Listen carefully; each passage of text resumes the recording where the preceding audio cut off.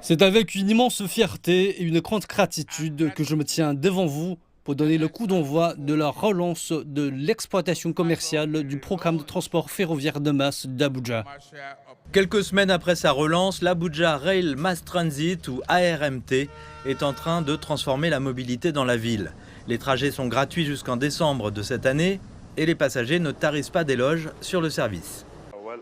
Je l'utilise chaque semaine et j'ai remarqué que c'est un mode de transport plus rapide et plus sûr, très sûr.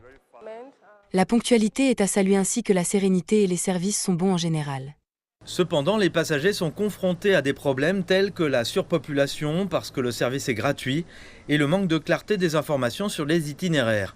Mais ce ne sont que des problèmes de démarrage. Parfois, vous entrez dans le train et il est plein, vous devez rester debout. Je demande toujours, même avec l'heure et le calendrier, où va le train, où je vais m'arrêter, d'où je vais partir. L'ARMT est le fruit du partenariat croissant entre le Nigeria et la Chine. Le projet de 824 millions de dollars est financé à 60% par des prêts de la Banque d'import-export de Chine. Les relations bilatérales entre les deux pays remontent à plus de 50 ans. Bien que le projet soit largement considéré comme une réussite, les analystes estiment qu'il est temps que le Nigeria joue un rôle plus important dans ce partenariat. Il est important que nous construisions un système qui nous permette également de donner quelque chose en échange de ce qu'on reçoit.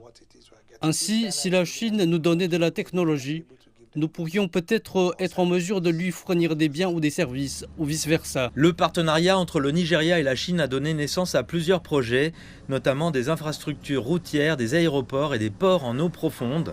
Alors que les responsables des transports résolvent les premiers problèmes liés à l'ARMT et cherchent à élargir les itinéraires, à faciliter l'accès et à rendre l'information plus fluide, les analystes estiment que l'ensemble du projet est en train de se transformer en un véritable projet de société et qu'il offre des expériences précieuses pour les ambitions plus larges du Nigeria en matière de transport.